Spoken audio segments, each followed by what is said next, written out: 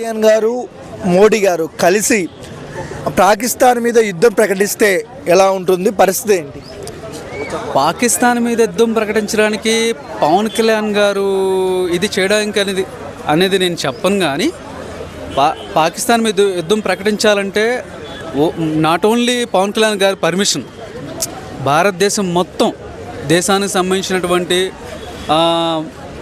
Opposition parties కానీ అందరి గురించి ఆలోచించి నిర్ణయం తీసుకుంటారు. అది మనం పవన్ కళ్యాణ్ గారితోనే సంభాషించి నిర్ణయం తీసుకుంటారని మాత్రం నేను చెప్పను. అందరితో కలిసి నిర్ణయం తీసుకొని యుద్ధం చేస్తారని నా అభిప్రాయం. సో కళ్యాణ్ చాలా వరకు అందులో ముందు వరుసలో పవన్ కళ్యాణ్ గారు ఉండొచ్చు, ఖచ్చితంగా సపోర్ట్ వాళ్ళు ఉండొచ్చు. ఏంటి, ఆల్రెడీ ఉన్నారు కదా, ఆల్రెడీ ఇచ్చేశారు కదా, అమౌంట్ కూడా ఆయన ఇచ్చారు కదా, ఆయన ముందుగానే చెప్తున్నారు కదా, సో ఆయన కంపల్సరీ ఉంటారు. పాకిస్తాన్ని ప్రేమిస్తూ ఇండియాలో ఉండి ఇండియా ఫుడ్ తిని పాకిస్తాన్ని ప్రేమిస్తే మీరు వెళ్ళిపోండి, ఉండాల్సిన అవసరం లేదు ఇండియాలో అన్నాడు కళ్యాణ్ గారు.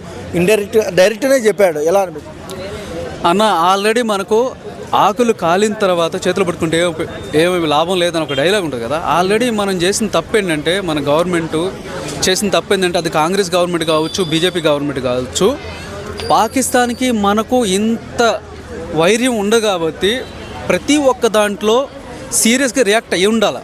అంటే వీసాలు ఇవ్వడంలో కానీ, మన దేశంలోకి వాళ్ళు రావడానికి పర్మిషన్ ఇవ్వడంలో కానీ, పెళ్ళిళ్ళు చేసుకోవడంలో కానీ అటు కాదు, మన దేశంలో ఉండే లేడీస్ వెళ్ళి అక్కడ ముస్లిమ్స్ని అక్కడుండే వాళ్ళని మ్యారేజ్ చేసుకున్నది. How is it possible?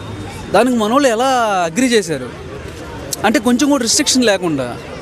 So ఇంతటి ఫ్రీడమ్ ఉన్నప్పుడు కంపల్సరీ ఖచ్చితంగా వస్తారన్న, ఈజీగా రావడానికి అవకాశాలు ఉన్నాయి. సో అది